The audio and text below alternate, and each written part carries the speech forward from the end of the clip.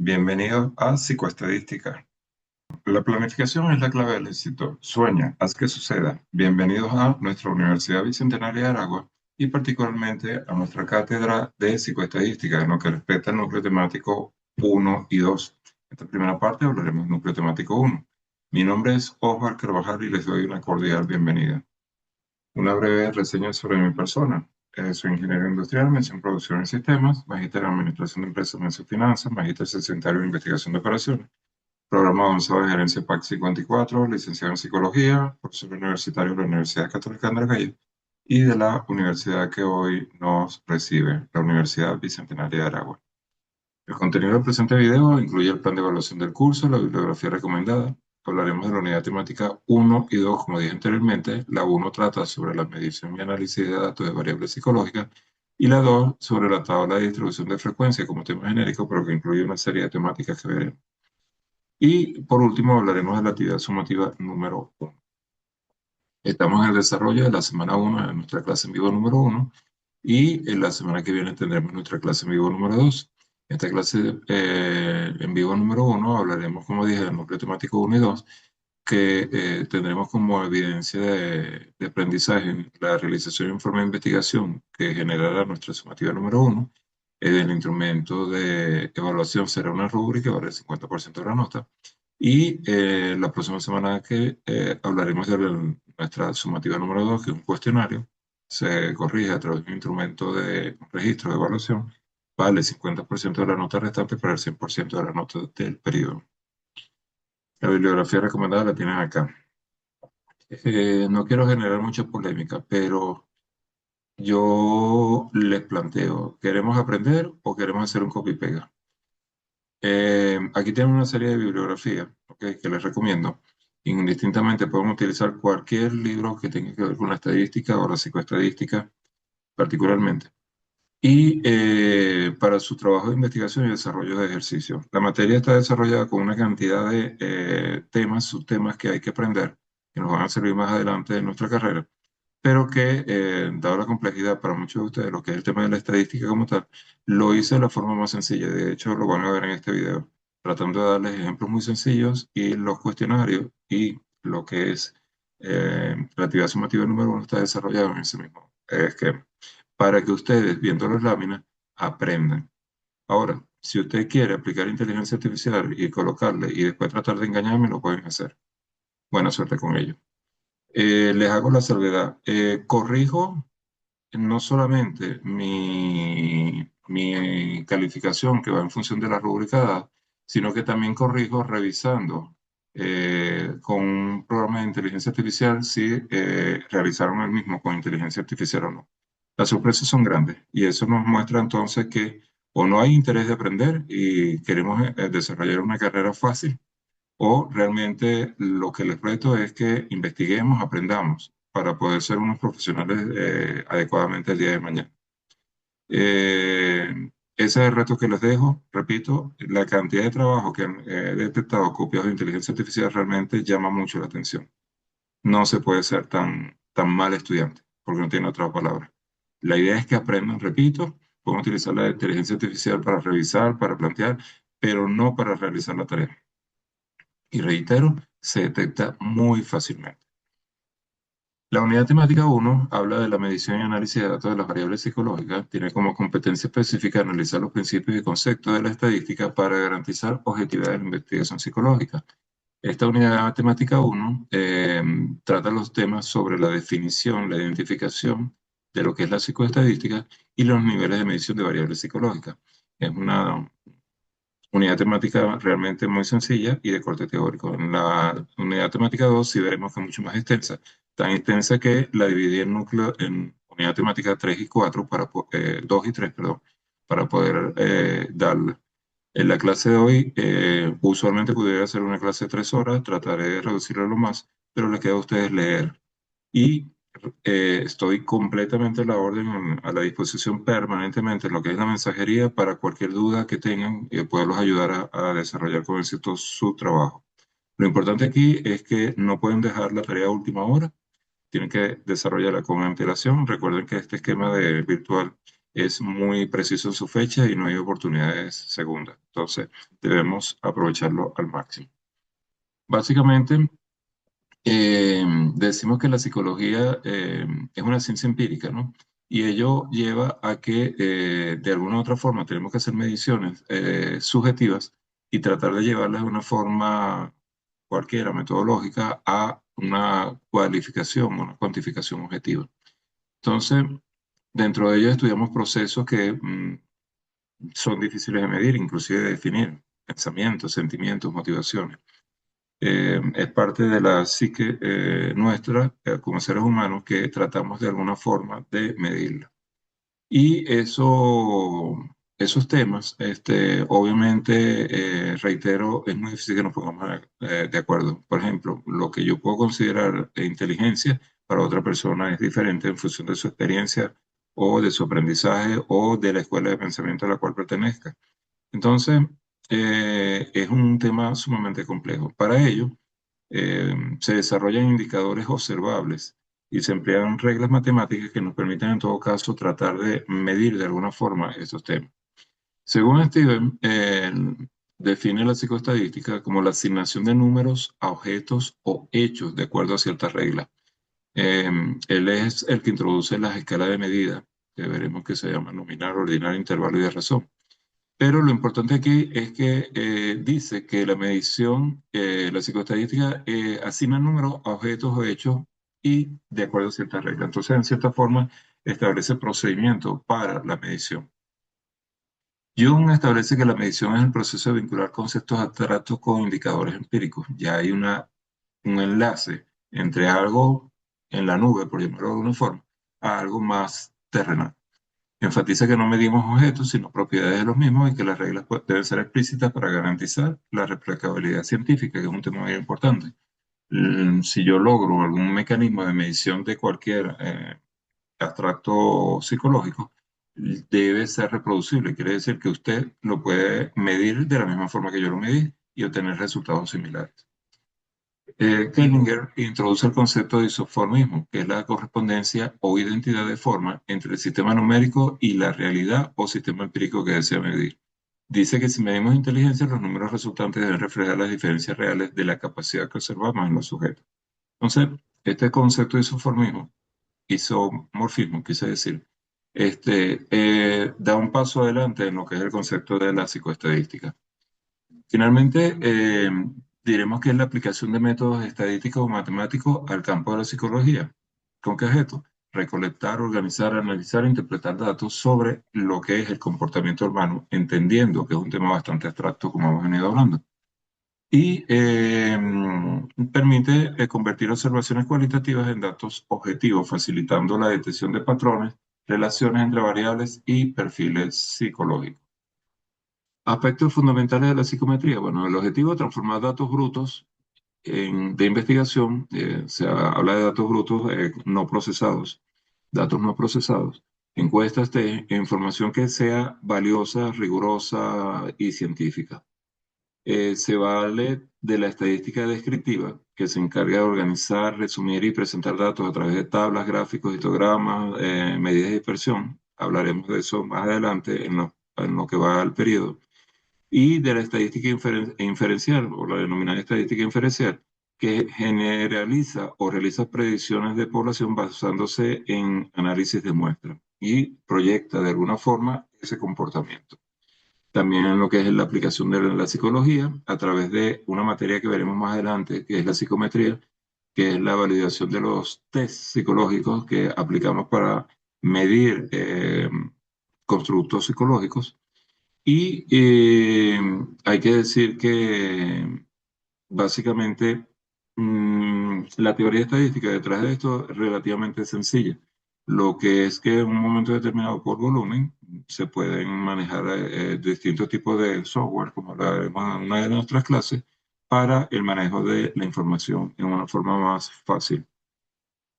Para que un proceso de medición sea válido, debe ocurrir la existencia de una variable, que es una propiedad específica a medir. Por ejemplo, el sexo de una persona, la inteligencia, el grado de ansiedad, el grado de estrés. Un atributo que es la modalidad de esa o el grado de esa propiedad. Diremos que es alto, medio o bajo, por ejemplo. Un valor que ya le asigna un número. Por ejemplo, cuando decimos con el coeficiente intelectual es 90, es 100, 120. O una relación que indica el vínculo lógico que existe entre valores referenciales. Por ejemplo, el coeficiente de 110 es mayor que 90. ¿Qué quiere decir eso? Que 110 la persona es más inteligente que una de 90. Depende de cómo se haya definido la escala, se podrá concluir al respecto y buscar esa relación.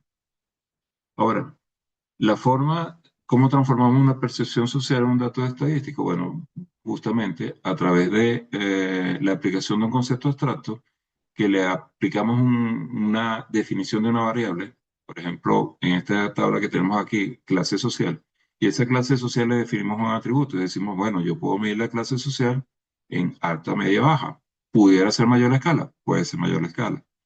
Y digo que baja es 1, media es 2 y alta es 3. Y eso es un valor, una asignación numérica. Y luego hago una relación, un orden jerárquico. Alta es mayor que media y media es mayor que baja. Por lo tanto, alta es mayor que baja. ¿Ok? Y ahí tenemos un orden jerárquico lógico de medición. Un concepto que se utiliza mucho en la parte de estadística es el concepto de invarianza, que se refiere a transformaciones que se pueden aplicar a los números sin alterar el significado de la medida real que tenemos. Por ejemplo, nosotros podemos cambiar de grado Celsius a Fahrenheit, cambiamos la escala, pero el valor es el mismo. ¿Ok? No se altera la sensación térmica por la escala. Eso es lo que se llama un fenómeno invariante. Una variable es una característica que se puede medir de persona a persona o de situación a situación. Una constante es un valor fijo, por ejemplo, pi, 3,14569. Variables psicológicas que a ustedes les debe sonar en este momento, que están empezando carrera, ansiedad, memoria, inteligencia, estrés, tipo de reacción a un fenómeno, por ejemplo, a un terremoto. Variables cualitativas expresan cualidades o atributos y son valores excluyentes. Si ocurre una, no ocurre la otra. Por ejemplo, si estás vivo, no puedes estar muerto, pero si estás muerto, no puedes estar vivo. Una que en estos tiempos se puede prestar a mucha interpretación, pero básicamente el sexo es masculino o femenino. Las politómicas que tienen otros más valores, por ejemplo, estado civil. Puede ser soltero, casado, divorciado. La religión, dependiendo del tipo de religiones que existan. Y se trata de alguna forma de buscar la medición a través de la clasificación de esas variables. Las variables cuantitativas obtienen valores en función de lo que es la medición física o el recuento y usualmente permiten operaciones aritméticas. Por ejemplo, las denominadas discretas, ¿cuántos hijos tienes? Es 3, es 2, es 10, es 20, pero es un número fijo. O número de errores que ocurre en el proceso de medición de un cálculo determinado. Es tanto. Eh, Se dice que son números enteros y no tienen valores. Ustedes no pueden decir que el número de errores fue 2,3 errores. O no pueden decir que yo tengo 3,7 hijos. ¿Ok? En cuanto son continuos, pueden tomar cualquier valor decimal en un rango. Por ejemplo, el peso, si podemos decir que es 3 kilos, 120 gramos. O el tiempo, 3 horas con 20 minutos y 14 segundos. O la estatura mide 1,90 con 1,90 metro con 90 centímetros. Las variables también se calculan, se denominan, perdón, según su relación. Se convierten en variables independientes, dependientes o intervinientes, como se le conoce. Las independientes son las causas supuestas, son las que el investigador manipula en la investigación. La dependiente es el efecto o respuesta que se mide dentro de lo que es la definición de la variable independiente. Y la variable interviniente o extraña son factores que no están controlados y que pueden cegar el resultado en un momento determinado. Por ejemplo, estoy haciendo una medición de la ansiedad eh, de los niños que quieren ir a la playa, pero tengo una variable extraña que es clima, que me afecta el resultado dependiendo si hace mucho calor, si está nublado o si está lloviendo. Luego veamos un caso práctico rápidamente. Supongamos que tenemos una coordinación y droga, ¿ok? Si queremos ver si una droga afecta la coordinación motora de un paciente, la variable independiente son las causas supuestas, el investigador las manipula, fue lo que dijimos. ¿Es una droga experimental que vamos a utilizar o un placebo? Placebo, recuerden que es un elemento de medida de control, el cual no tiene ningún efecto, pero buscamos ver si el paciente tiene una mejora ante un medicamento que no existe. La variable dependiente, el efecto de respuesta que se mide cuidadosamente, puntaje en pruebas de coordinación, es el puntaje como tal. Y la variable extraña intermitente son los factores controlados que pueden secar el resultado, la hora del sueño del sujeto. ¿Eso afecta o no afecta el consumo de la droga? O si ingerí café, eso me acelera más el proceso o el efecto de la droga. Son elementos que están fuera del proceso de la droga experimental o del placebo, pero que pueden afectar los resultados del estudio. Luego tenemos lo que son las variables que es psicológicas, se clasifican según el nivel de complejidad matemática. Las denominamos nominal, ordinal, de intervalo o de razón. Acá voy a ir rápidamente sobre ellas. Por ejemplo, la nominal, su función es clasificar. Solo permiten establecer igualdad o diferencia. Por ejemplo, género, masculino o femenino. Diagnóstico clínico, depresión versus ansiedad. La ordinal establece un orden o jerarquía. Nula, leve, moderada, total, por ejemplo. El nivel de intervalo refleja distancias iguales en un mismo punto de la escala. Pudiera ser la medición en un termómetro o la puntuación en un test de actitud, que tengo parámetros de medición en forma equitativa. Y el nivel de razón, por ejemplo, una escala que posee un cero absoluto. Los grados Kelvin tal vez es lo más, o los Fahrenheit son los más que vienen primero a la medida, pero también pudiera tener tiempo de regresión en milisegundos, en el cual el cero existe como tal. Los constructos que he estado nombrando, ya a esta altura de carrera deberían saber que es un constructo, pero hablamos de que son elementos que no se ven, pero se manifiestan a través de signos, son hipotéticos, por ejemplo, las conductas, las expresiones o la fisiología. Las expresiones lo puedo determinar, por ejemplo, a través de palabras y discursos, de la conducta, datos y hábitos, o puedo cambiar esa definición. Recuerden que les dije que aquí depende mucho del investigador y qué es lo que entiende un concepto determinado. De ahí que es muy importante cada vez que utilicemos estudios psicológicos determinar cuál es el enfoque del autor respectivo. La definición operacional de constructo, eh, perdón, la definición operacional permite medir variables, unificar criterios científicos. Si yo digo que el constructo es ansiedad, defino, en este caso, y repito, puede ser diferente según el pensamiento del autor, es el puntaje obtenido en el inventario de ansiedad de Beck, by, como se le conoce a la prueba, tras realizar 21 preguntas. El inventario de ansiedad es un test psicológico que mide ansiedad. Si yo defino que el constructo se va, lo mido por ese inventario o ese test psicológico, ya está definido. Esa es la forma de medición. Y debo realizar 21 preguntas para poder definir de alguna forma la ansiedad. Luego tenemos la escala de medición, que puede ser nominal o ordinal. En la escala nominal es el nivel más sencillo. Por ejemplo, sexo. Uno hombre, dos mujeres, por ejemplo. Color de ojo, blanco, negro, marrón. Perdón.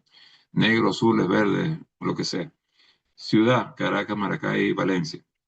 La escala ordinal permite ordenar casos. Existe una jerarquía. Entonces, volvemos al caso de ansiedad que estábamos viendo anteriormente, bajo, medio y alto, en que 3 es mayor que 2, pero no sabemos qué tanta diferencia entre ellos exactamente, pero sí puedo inferir que 3 es mayor que 1, ya que 2 es mayor que 1 y 3 es mayor que 2. Un poquito de lógica matemática. Las escalas de intervalo hacen escalas iguales entre puntos y usualmente pasamos a los relativos, que lo cual no implica que implique ausencia del atributo, sino simplemente que es un punto de partida. Por ejemplo, la temperatura en grados centígrados, el coeficiente intelectual, o la misma temperatura en grados Kelvin, que posee un cero absoluto. Y estos tipos de escalas son muy utilizadas en lo que son los esquemas psicológicos para medirlo. Tenemos la escala de razón, que poseen un cero absoluto y que nos permiten medir, por ejemplo, peso, altura o tiempo de respuesta de un evento.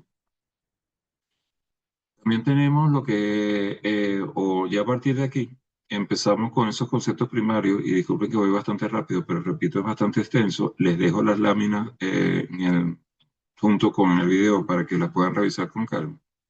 Eh, Básicamente, empezamos a ver ya medidas de diferentes rangos. Hay una que no voy a entrar ni siquiera en ella. Creo que todo estudiante a esta altura sabe calcular un promedio, ¿no? Ahí no voy a entrar en detalle. La sumatoria de cada uno de los elementos entre el número de elementos me da la media aritmética o promedio. Aquí tienen un ejemplo si quieren seguirlo. Pero sí tengo algunos otros conceptos que tal vez los han visto y los tengo que refrescar o simplemente nunca lo han visto. Uno de ellos es la frecuencia estadística, que es el número de veces que se repite un valor específico en una conducta. Por ejemplo, la intensidad de un síntoma o el grado de medición con respecto a un constructo dado. Y esto básicamente nos permite resumir, analizar y interpretar elementos psicológicos. Esta frecuencia en psicología se denomina absoluta cuando el número total de veces que aparece un dato específico lo tenemos. Por ejemplo, si 5 pacientes reportan nivel 3 de ansiedad, la frecuencia absoluta es 5. Es el número de veces que aparece el dato específico. La ansiedad aparece 5 veces reflejada en 5 pacientes. Ahora, que 3 tengan un nivel de ansiedad es otra cosa. La frecuencia relativa muestra una proporción del total que representa un dato. Se calcula dividiendo la frecuencia absoluta entre el número de datos obtenidos. Y la frecuencia acumulada es la suma de las frecuencias absolutas o relativas desde el valor más bajo hasta el más actual. Usualmente se jerarquizan de alguna forma. Y estas básicamente se utilizan para encontrar tablas de distribución de frecuencia, analizar datos como calificaciones, niveles de estrés, frecuencia de conducta, análisis conductual y algunos elementos que impactan algunos test psicológicos. Eh, Tenemos también algunos conceptos que utilizamos, como la diferencia aritmética, que es la resta simple entre dos promedios. Yo tengo un grupo de terapia que tiene 8,5 de promedio y tengo un grupo de control de medición cuyo promedio es 14,5. Su diferencia simplemente es en valor absoluto 5,7. 8,5 menos 14,2 me da 5,7. Pero tenemos también la diferencia estadística que requiere determinar mediante pruebas como la T-Student, que es más complejo, eso no lo vemos acá, si se diferencia o se debe al azar o al efecto real de una intervención o un tratamiento. Este primer tema entonces es muy sencillo, es básicamente entender el concepto desde el punto de vista fórmula de lo que es el promedio de la frecuencia absoluta y la frecuencia relativa, y los conceptos que introduje anteriormente que nos permiten definir la escala psicológica de un momento determinado. Luego entramos en un tema ya un poco más complejo, más abundante, que es la unidad temática 2, que habla sí de la tabla de distribución de frecuencias, ya hablaremos un poquito más de esto, y tiene como competencia específica calcular medidas de tendencia central, dispersión, correlación como elementos fundamentales en el estudio de las variables psicológicas para informar resultados de investigación.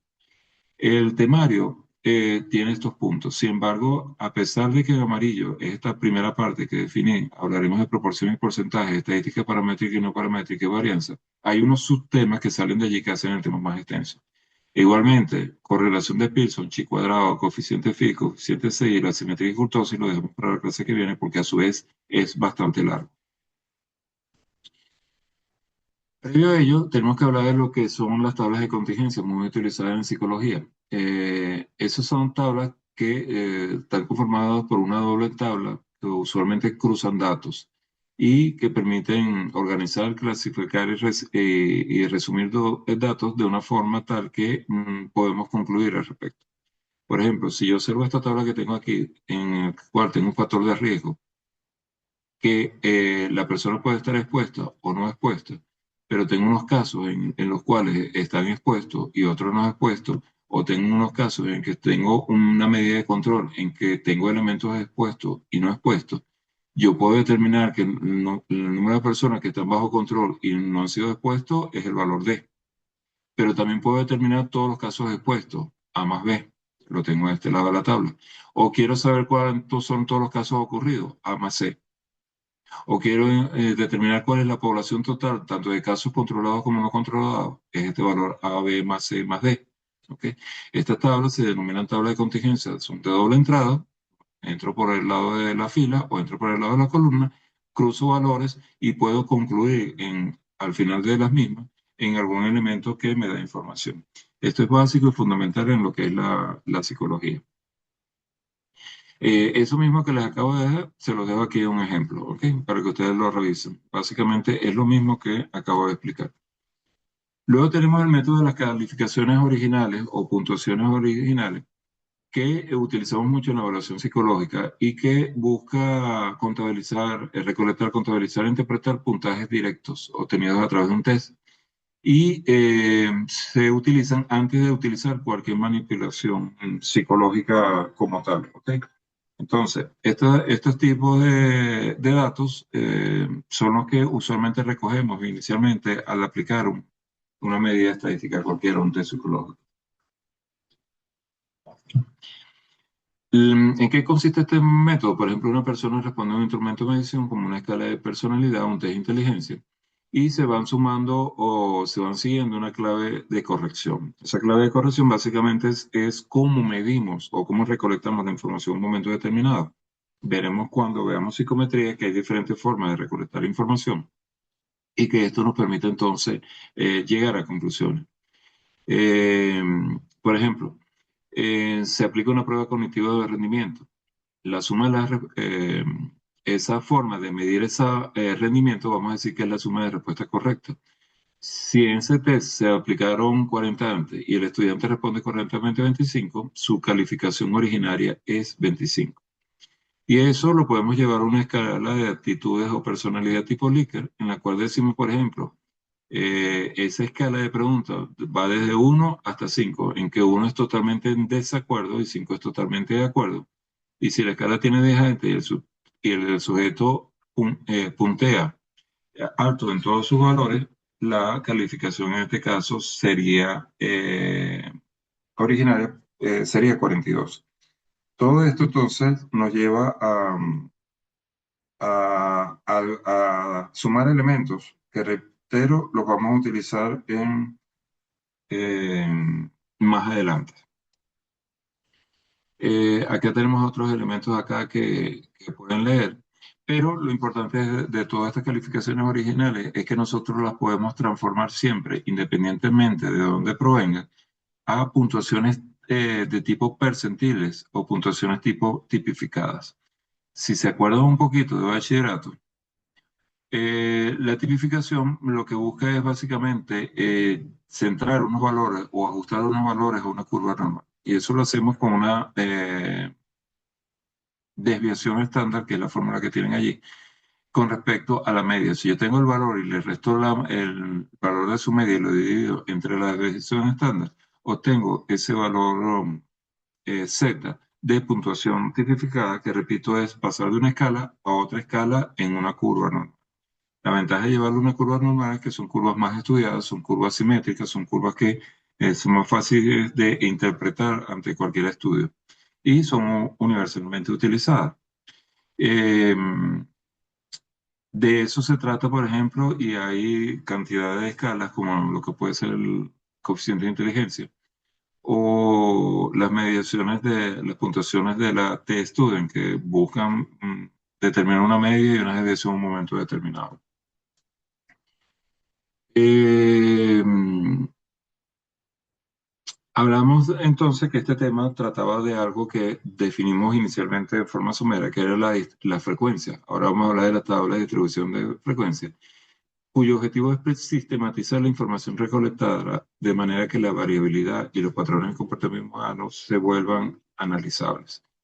¿Por qué hay que tabular en psicología? Porque se permite manejar e interpretar más fácil la información. Y ello lo hacemos a través de dos tipos de datos, los denominados datos no agrupados y datos agrupados. Los no agrupados se emplean cuando los datos que se tienen son cantidades pequeñas y hay un número limitado de pequeños de categorías de estudio. Cuando tengo datos agrupados, hay una gran cantidad de información y las variables son de tipo de intervalo de razón con una alta dispersión. Se recuerda que son medibles entonces.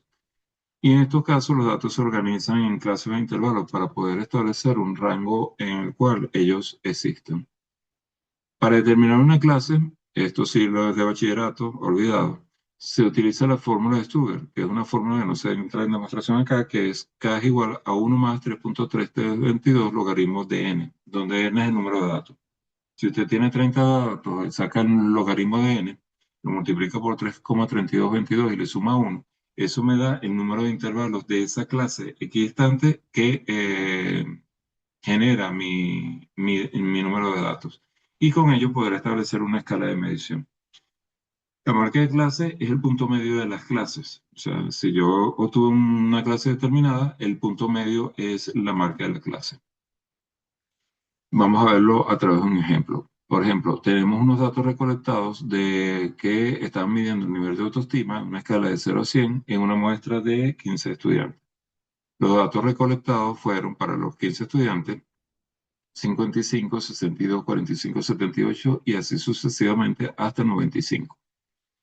Lo primero que hacemos es identificar el número total de datos, ya lo conocemos, son 15 datos. Luego aplicamos la fórmula de Stuger. Sería 1 más 3.32 logaritmo de 15, eso me da k igual a 4.09. El paso C es el redondeo. Como no podemos tener 4.9 clases, siempre redondeamos al entero más cercano. Entonces decimos que k igual a 5.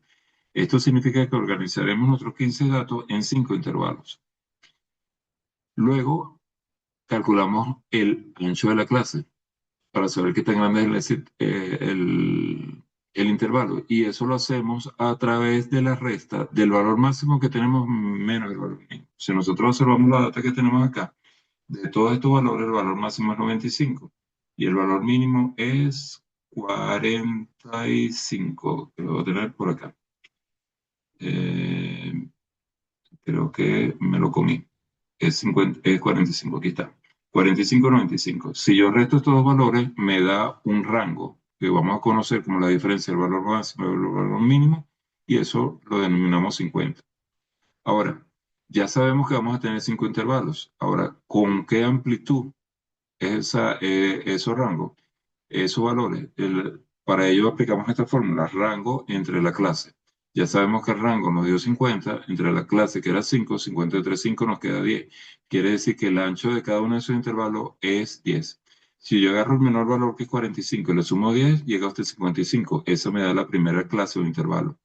La segunda va de 55 a 65, de 65 a 75, fíjense que la diferencia siempre es 100, es 10. 75, 85, 85, 95. Tengo 5 clases y su amplitud va de 45 a 55. ¿Qué nos permite esto? Supongamos que esto es coeficiente intelectual y el máximo coeficiente es 95. Si un alumno saca 68, yo puedo decir que es de la clase 3. Eso es lo que nos permite en un momento determinado hacer este tipo de estudios. Y luego de esto, entramos con un nuevo tema. Hablamos ahora de la frecuencia absoluta, que la mencioné anteriormente, que es el número de veces que se repite un dato en un grupo de datos, y la frecuencia absoluta acumulada, que es la suma de las frecuencias absolutas hasta un punto determinado. Ya vamos a ver qué es eso. Y la frecuencia relativa, que es la proporción total entre la frecuencia y el número de datos. Esto, ¿por qué hago hincapié en esto? Porque muchísimos test psicológicos hablan de frecuencia absoluta, frecuencia relativa, y tenemos que estar bien claros en qué manejamos como concepto en estos casos. Eh, lo primero, antes de entrar en ese concepto un poquito más, es que vamos a hablar de dos conceptos matemáticos que seguro lo tienen en mente olvidado, pero lo que es la proporción y uno que es más conocido, que es el porcentaje, ¿no? Eh, la proporción y el porcentaje no son más que el número de observaciones con una característica en particular que están contenidos dentro de una población en referencia. Y tienen como característica que siempre el numerador está incluido en el denominador. ¿Cómo es esto? Por ejemplo, si yo te digo que tengo 10 pacientes y 5 tienen un trastorno, si yo hago la proporción 5 entre 10, 5 está contenido entre 10. O sea, el numerador siempre está contenido dentro del denominador. Existe el concepto que se denomina prevalencia, que son los casos existentes en un momento dado entre la población total, número de casos existentes, entre una población de referencia, que es el mismo caso que yo les acabo de dar, 5 entre 10. ¿Ok? Si lo multiplico por 100, eso me da la prevalencia. Y la incidencia es la proporción que se presenta con respecto a la población sana relativa a los casos nuevos. Por ejemplo, yo puedo decir que tengo una población de 1000 habitantes y se han presentado 200 casos de gripe.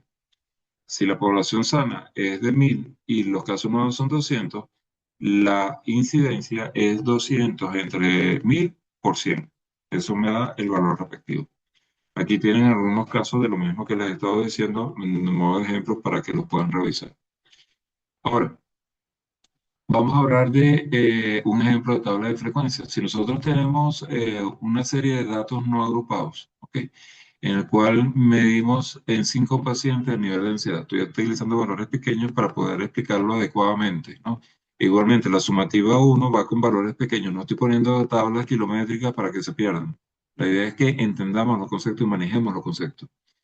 Si yo tengo entonces una escala de medición de que va del 1 a 10 que mide el constructo ansiedad y los resultados para 5 pacientes son que dentro de esa escala 1 a 10 alcanzaron los valores de 6, 8, 6, 9 y 6, yo puedo encontrar entonces cada uno de los datos anteriormente dados. El dato, por ejemplo, 6, 8, 9, ¿ok? El dato 6 se repite 3 veces. Lo tenemos en la primera posición, lo tenemos en el medio y lo tenemos al final. Ese dato 6 tiene una frecuencia de 3 veces que se presenta. Eso me da H que era, recuerden, hagámoslo para acá. H era la frecuencia relativa, F minúscula es la frecuencia absoluta y las veces que se repite el valor 6 3 veces. HI es la proporción de ese valor 3 entre el número de datos que, en este caso, vuelvo por acá, sería 3 entre el número de valores que tengo, 5. Eso me da 0,6. Si lo expreso en porcentaje, es el 60%. Y la frecuencia acumulada en este momento es de 3 nada más. Solamente 3 personas presentaron ese valor. ¿Ok? Cuando yo veo el valor 8, que se repite una sola vez, tiene una frecuencia relativa de 1, su frecuencia absoluta es 1 entre 5, me da 0,20, en porcentaje de 20%, y la frecuencia acumulada es 4. ¿Por qué? Porque ya tenía 3 pacientes, 1, 2 y 3 que tenían 6 y ahora con 8 forman 4 pacientes. Y el dato 9 aparece una sola vez, una frecuencia relativa de 1, una frecuencia absoluta de 20, porque es 1 entre 5 datos, forma el sector 20, y van 5 pacientes, 1, 2, 3, 4 y 5, el acumulado es 5, para un total de 5 pacientes. Esa es la tabla, o la forma que se presenta una tabla de frecuencia. Luego tenemos otro concepto que es muy utilizado y ampliamente. Acá sí le hago la acotación. Si nosotros queremos hacer investigación psicológica profunda, estos temas son extremadamente complejos. ¿Ok? Estamos dando un enfoque general que les permita en un momento determinado interpretar cualquier lectura que hagan o cualquier test psicológica que vean cuando les hablen de elementos, ustedes sepan de qué me están hablando y si quiero involucrarme, investigarme, lo puedo hacer porque tengo los conceptos básicos.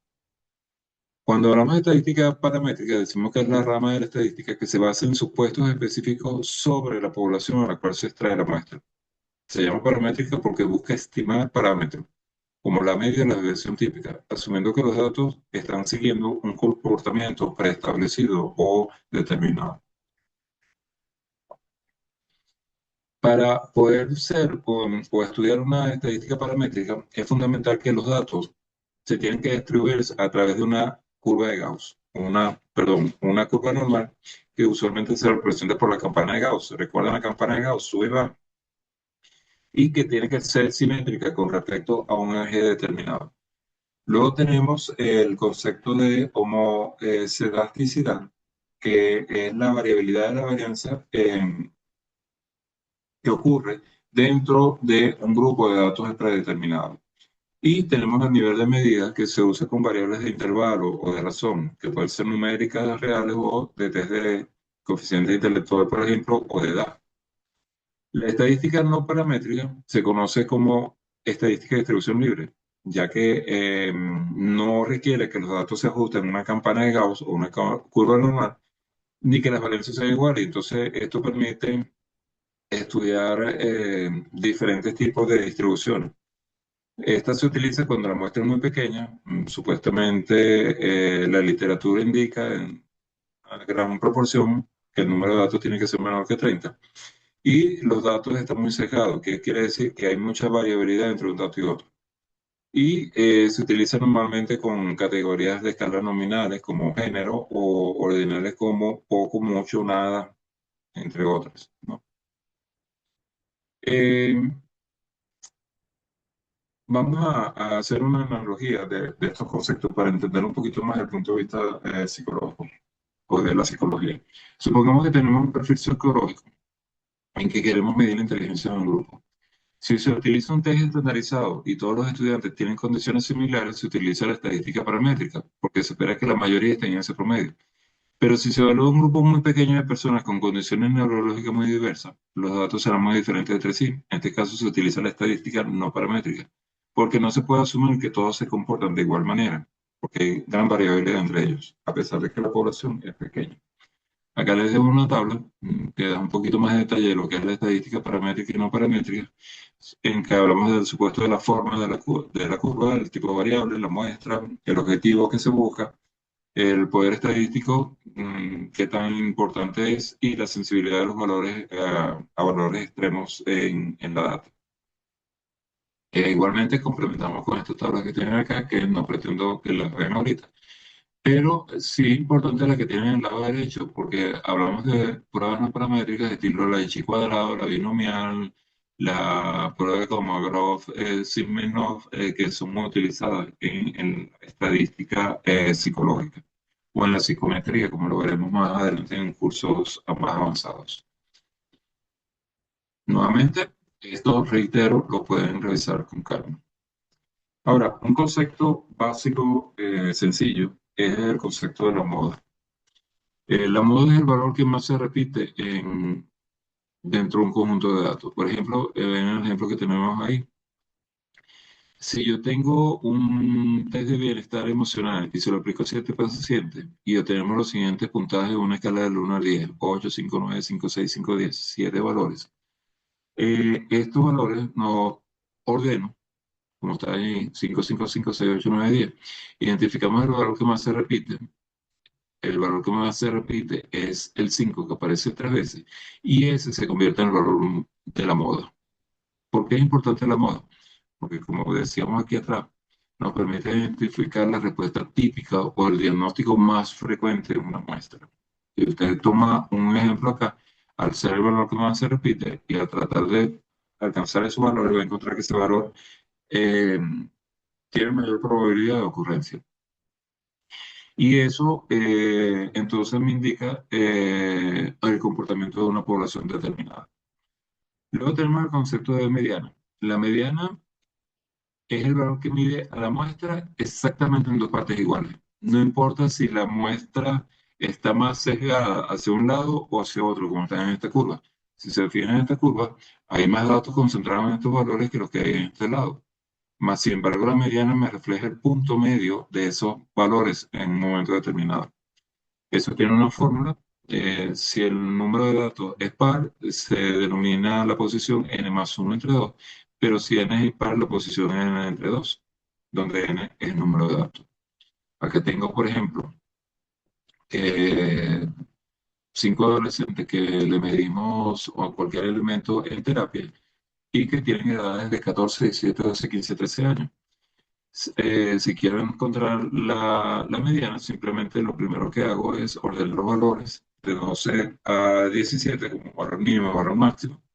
Y como los elementos son 5 de impar, decimos que el cálculo de la posición es de esa moda. Es 5 valores más 1 entre 2. Recuerden que la fórmula me decía que ese era, eh, perdón, 2, 4, 5. disculpen, aquí invertí la fórmula aquí. Aquí es al contrario, disculpen, hay que corregir acá. Par es n entre 2, impar acá. Disculpen, invertí los dos fórmulas acá. En el ejemplo sí está bien. Como es impar, le sumo uno más y lo divido entre 2, eso me da 3. Quiere decir que la media de los datos es 3. ¿Cómo encuentro la moda? Bueno, fíjense. Al haberlos ordenado, el valor tercero que aparece es en la moda. 14, 17, perdón, 12, 13, 14. 14 se convierte en el tercer valor y esa es la que me da la moda. ¿Ok? Interpretación. El 50% de los adolescentes tiene 14 años o menos. Esa es la interpretación. O puedo interpretarlo también en el otro 50%. El 50% de los adolescentes tiene 14 años o más. Depende del punto de vista que lo quiera determinar. Disculpen, entonces acá, por favor, corrijan. Aquí es eh, impar y aquí es par. Perdonen el inciso. Ok. Aclarado esto, continúo. La desviación estándar. La desviación estándar, su concepto es muy sencillo, es la raíz cuadrada de la varianza. Ahora, ¿qué es la varianza? Volvemos otra vez entonces a un concepto estadístico que habla de un tema existente que se llama dispersión. La dispersión no es más que tan alejados están los valores en un momento determinado de un valor dado, de un valor central, por ejemplo. Eh, Por ejemplo, si todos los pacientes sacan la misma nota en un test, la varianza es cero, porque todos tienen el mismo valor, nadie se desvía de ese valor, pero a medida que nos vamos separando, esa varianza va teniendo un valor más grande porque hay una mayor dispersión de ese valor central. La fórmula de cálculo es lo que tienen aquí. La varianza poblacional se usa cuando se tienen datos de todos los individuos del grupo de estudio y se calcula como la sumatoria de cada valor individual menos la media elevado al cuadrado, la suma de todos esos elementos entre n me da la desviación. Y tenemos también la denominada varianza muestral que se utiliza cuando se trabaja con un subconjunto de la población, no se trabajan todos los datos de la población. Y en ese caso, el concepto va desde la sumatoria de cada uno de los valores individuales menos el promedio o la media de los datos entre n-1. Y esto nos refleja entonces los valores. Acá tienen un ejemplo de cómo calcular la media y la desviación. Son fórmulas que cualquier hoja de cálculo lo trae en forma directa, pero tienen que tener mucho cuidado. Fíjense que aquí hay algo bien interesante. Existe la varianza poblacional y la varianza de la muestra. Usted tiene que entender qué fórmula le está dando Excel cuando hace el cálculo. Mosca con ello, porque arrojan valores diferentes. ¿De acuerdo?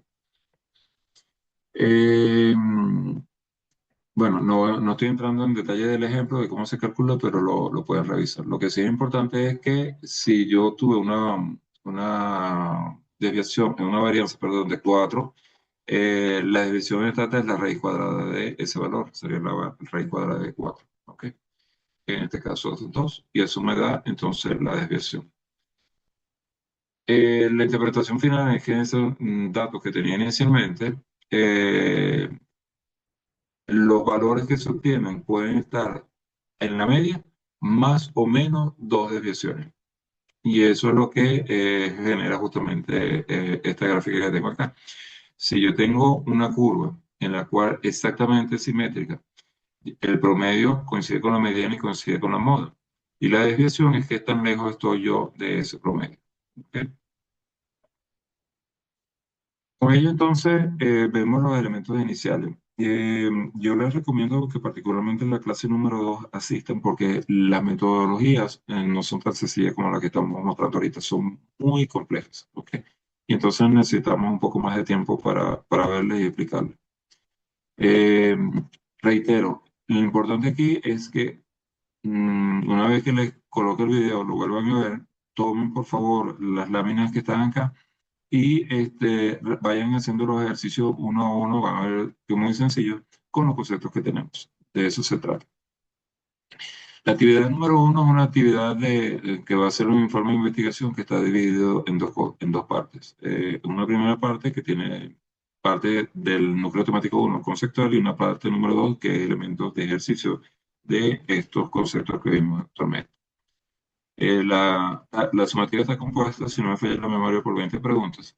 Te dicen muchísimas. No, son conceptos que relativamente puedes investigar.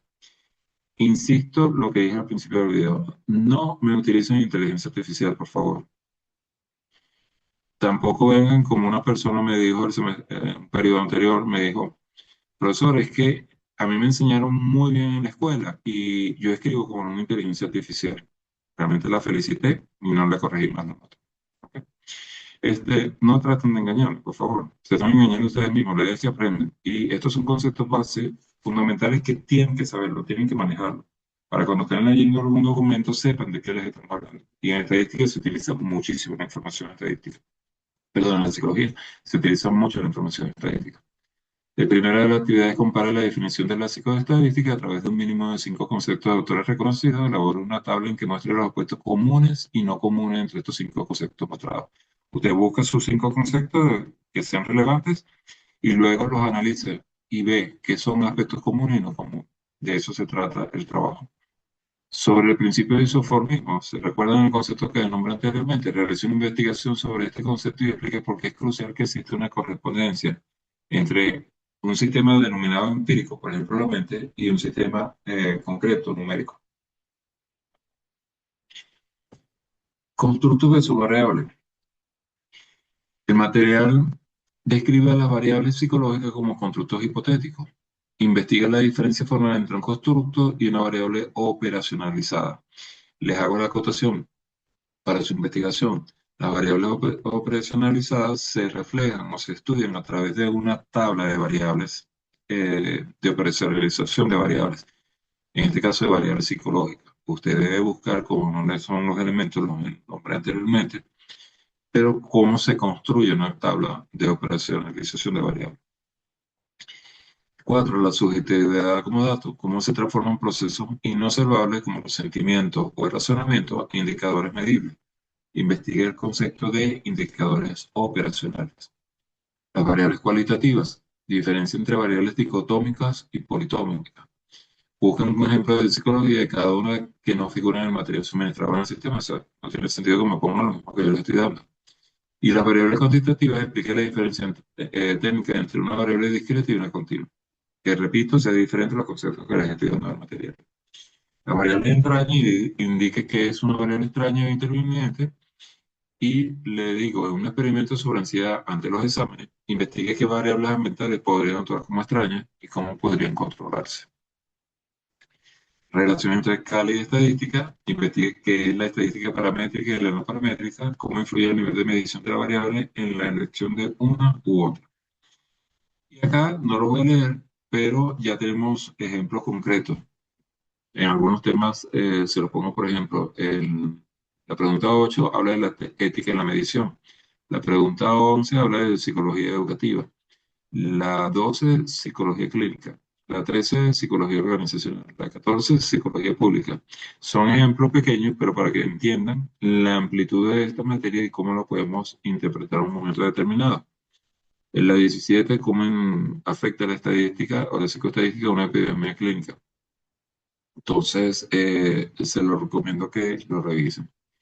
Y llegamos hasta la pregunta 19, que repito, son de corte teórico de ejercicio, y la pregunta 20 habla de la reflexión del aprendizaje. Y me voy a quedar aquí un momentico. Para mí es fundamental cada vez que mis estudiantes realizan una tarea, cuál es el aprendizaje. Y el aprendizaje se escribe en primera persona. Todo trabajo tiene una reflexión de aprendizaje y unas conclusiones. Las conclusiones se hablan en tercera persona. Entiendo que la ansiedad es una forma de expresión de la mente o de protegerse del individuo. Estoy hablando de forma genérica, pero cuando digo entiendo que la ansiedad es un fenómeno en el cual a veces me siento, estoy personalizando, estoy hablando en primera persona. ¿Sí? La reflexión se escribe en primera persona. ¿De acuerdo? Entonces tienen que tener cuidado con eso. Y cuando la escriban, siempre mínimo en una página.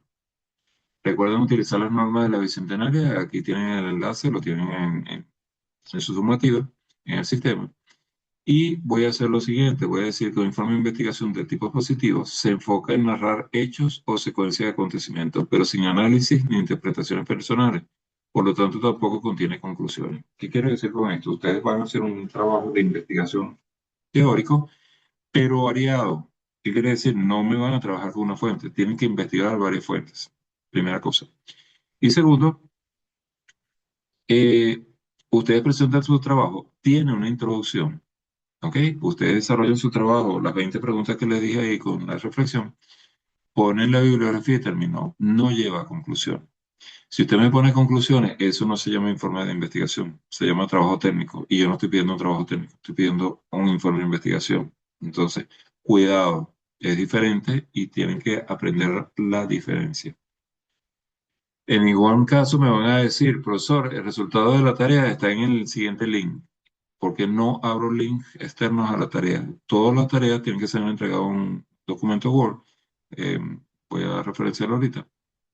Y como tal, toda la información tiene que estar pegada allí. Si usted hace un ejercicio y todos los ejercicios se realizan a mano, usted le hace la captura y lo pega en su archivo Word. ¿Ok? Si usted hace los ejercicios en Excel, tienen que hacerme el paso a paso y tienen que mostrarme qué es lo que está dentro de esa fórmula. Entonces, mejor que los haga a mano. Son ejercicios muy sencillos, no son muy largos. Si se fijaron acá, fíjense que los datos, uno, acá, 15 sujetos, 15 datos, es lo máximo que van a conseguir. No van a conseguir datos tan largos, 15. No van a tener datos muy elevados. Lo pueden manejar perfectamente a mano. Y hago hincapié. En cuanto a las referencias bibliográficas, se deben utilizar fuentes confiables de investigación del área de psicología, estadística o psicoestadística. Páginas web genéricas como Wikipedia, Econopedia, blogs personales o páginas generales de información similar y la fuente de investigación en inteligencia artificial no son fuentes confirmadas o veraces para estudios formales. Son fuentes informativas de recopilación de información, por lo tanto, no pueden ser utilizadas como fuente de referencia para investigación y o captura de información. Deben describir la fuente según las normas. Miren, el hecho de que apliquen una IA no es una verdad. Estoy obstinado ya, cansado de encontrar errores de la inteligencia artificial. Y se lo hago ver. Me dice, ay, sí, gracias, me equivoqué. Esa es la respuesta de la inteligencia artificial. ¿Ok? Ellos recopilan la información y no están procesando otra cosa. Si usted dice que está bueno, ella va a entender que es bueno y a todo el mundo le va a decir que está bueno. Si usted no le dice que está malo, ella no lo va a asumir, no lo va a entender. Entonces, cuidado, no me utilicen inteligencia artificial. Están advertidos. Que el profesor Carvajal en el año 2026 parece el siglo XVII. Gracias. Así van a aprender. Así se van a formar como verdaderos psicólogos. ¿Ok? Entonces, esa parte sí me corresponde a mí decirle. ¿Por qué no podemos utilizar blogs personales? Porque la red está inundada de personas que le mandaron una tarea en bachillerato, se creen psicólogos, hicieron un copy-paste y ustedes lo ven y dicen, "Ah, porque está publicado en la red, es bueno, pues está bien". No. Utilicen fuentes originales, por favor. Los resultados se comunican a un archivo Word que debe tener una portada institucional. La portada institucional no es pajarito, mariposa ni fotografía. Portada institucional. En el sistema ustedes tienen descrito como una portada institucional, búsquenlo. Introducción de una cuartilla o página. Cuando hablo de una cuartilla o página, es una página completa. No es tres cuartos de página, no es media página ni es un párrafo. ¿Ok? La introducción debe tener de qué trata el trabajo, ¿ok? Y cómo voy a resolver el trabajo. Y eso lo describen en una página. Desarrollo teórico y de ejercicio, mínimo 12 cuartillas o páginas, mínimo. Y cuando yo digo mínimo, entonces los estudiantes se enfocan en que tienen que ser 12 páginas. No, señores, el trabajo puede tener 20 páginas, lo que les dé. ¿Ok? Referencia, siguiendo las normas de la bicentenaria, mayor a 6 referencias. Las referencias tienen que tener sus enlaces virtuales. Me explico. Salvo que tenga el libro, entonces vienen y me ponen 10 libros en inglés, y disculpe la compañera que está en Estados Unidos ahorita, me ponen 10 libros en inglés y no tienen ninguno. Y el colmo, yo he tenido estudiantes que me han puesto en una bibliografía con libros en inglés, francés, italiano, portugués y castellano. No tienen ninguno. Se tratan de lucir con una bibliografía que no utilizan ni la reflejan. El archivo Word debe tener margen superior a 4 centímetros, resto de 3 centímetros, letra Arial 2, interlineado 1.5. Fíjense que están dados el tipo de letra, el tamaño y todo. Párrafos justificados, no centrados. Yo no sé dónde han surgido los últimos trabajos todos centrados. Señora, esto es serio, esto es una materia técnica. Esto no es para lucirse y que les quede bonito. Sin doble espacio entre párrafos. Entonces me ponen una introducción, me ponen dos párrafos y un interlineado que ocupa tres líneas. No, sin doble espacio entre párrafos. La ponderación máxima vale 50%. ¿Cómo lo vamos a evaluar? La rúbrica está cargada en el sistema, deben revisar el contexto y los detalles de cada uno de ellos, pero tiene una introducción y conclusiones que mínimo una cuartilla o página de introducción. Recuerde que las conclusiones no son parte del informe. Calidad de la información teórica, 25 puntos. Exactitud y precisión de los cálculos de la media estadística, 25 puntos. Relevancia de conocimiento psicológico generado, 15 puntos. Reflexión sobre el aprendizaje, 15 puntos. Y aplicación de las normas de grado, 10 puntos. Eso hace el 100% de la nota. La fecha de entrega va desde el 11/7 que salió el sistema hasta el 3/8. Y en el contexto que estamos en Venezuela, por favor, y espero que sus familias estén bien, agradezco no dejar para el 3. Señores, el sistema se cierra el 3 y pueden llorar y patalear todo lo que quieran. No estoy autorizado a abrir el sistema. Y las notas se entregan al 4, casi que nos jalan las orejas. Entonces, por favor, traten de entregar su tarea el 1, el 2, el 30, si es mejor. ¿De acuerdo? Pero no lo dejen para última hora. Cualquier duda, tenemos el foro de dudas, la mensajería la reviso todos los días, escriben por mensajería, es más sencillo. Y nos queda una clase en vivo la próxima semana que pueden traer dudas que tengan con respecto a esta materia. Ahí les dejo mi Twitter, mi Instagram para cualquier duda que tú que tengas, fuera del contexto de la materia en un momento determinado. Eh, Con ello doy por terminado. Tengo la presencia de Astrid y de Sebastián. Y yo de la ciudad de Caracas les agradezco el acompañamiento. Por favor, revisen el video con más calma y las láminas. E insisto, estoy aquí para ayudarles, pero necesito que hagan preguntas. Lo que quiero decir es que estoy completamente a la disposición para que hagan el mejor de su trabajo. ¿De acuerdo? Les deseo lo mejor y nos vemos en la próxima clase, que espero tenga mayor participación de estudiantes. Hasta la próxima. ¿Tienen alguna duda? ¿Me escucha? Sí, Sebastián, te escucho. Mire, es con referente a... Disculpa, Sebastián, ahora sí no te escucho. ¿Puedes hablar un poquito más fuerte, por favor? ¿Me escucha? Se te escucha un poquito lejos, pero dale.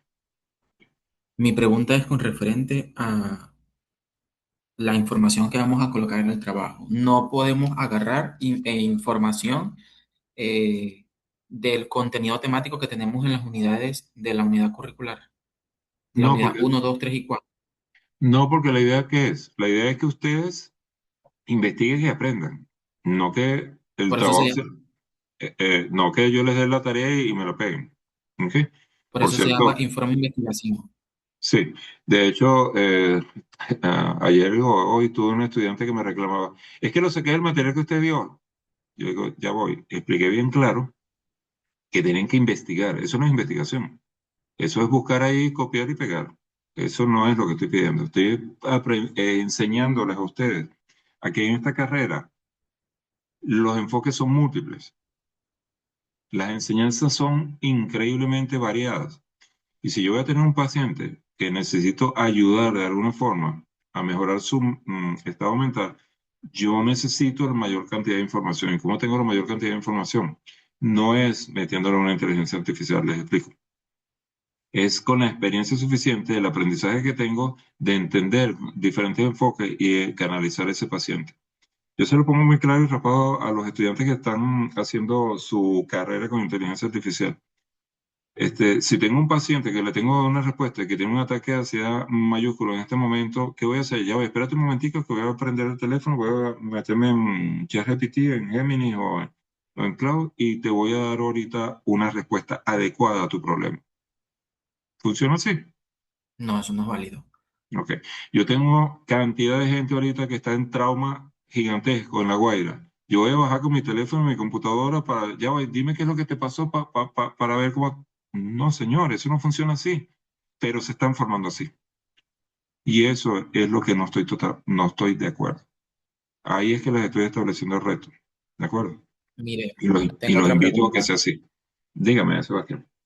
Los ejercicios que hay que realizar, ¿usted recomienda que lo hagamos a mano en una hoja en blanco, le tomemos foto y la coloquemos en el trabajo? Sí, recomiendo porque ahí van a ver cómo manipulan exactamente la información y van a ver el paso a paso. Si lo hacen en Excel, lo que no me pueden hacer, no lo dije, pero no lo vayan a hacer, es que les mando a calcular la desviación, entonces me dicen la desviación de Excel. Listo. Señora, ¿aprendieron a hacer el cálculo? No, aprendieron a usar la fórmula de Excel. Yo no estoy diciéndole que me aprendan a usar la fórmula de Excel. Yo quiero que me la calculen. ¿De acuerdo? Y ¿Cuál es el reitero, mínimo? disculpa Sebastián, y reitero, moja con las fórmulas de Excel y las fórmulas que se están solicitando. No necesariamente son las mismas. Mosca. Está bien. Ajá, ¿Cuál es dígame. el mínimo y el máximo de las hojas que podemos em, usar en Word? No, no, fíjate que yo pongo, la portada es una, ¿ok? La, dije que el contenido de trabajo mínimo eran 12 y la bibliografía son 13. Eso es perdón, son 14. La portada es una, el contenido 12 mínimo y la bibliografía una más, son 14. Pero es que el trabajo le puede llevar más de 12, entonces no se limiten en eso, ¿ok? Lo que no puede ser es lo que me están presentando algunos estudiantes hoy que estoy corrigiendo de otra sesión indudablemente, trabajo con 4 páginas. Es imposible. Si están tratando de engañarme, ahí no está el contenido. Cuando leo el contenido le falta el 70% del trabajo. ¿Ok? Está bien. Entonces, eso no debe ocurrir. ¿De acuerdo? Chévere. Astrid, ¿alguna pregunta? No, profesor, me quedó claro con lo que preguntó Sebastián. Era lo que más o menos tenía duda. Perfecto. Listo, entonces, por favor, cualquier duda, y reitero, insisto, hagan preguntas y los leo por la mensajería y les deseo el mejor éxito en este periodo, ¿de acuerdo? Y que tengan realmente aprendizaje. Saludos a todos, que pasen una buena noche. Gracias, profe. Hasta Chao, luego. cuídese. Igualmente.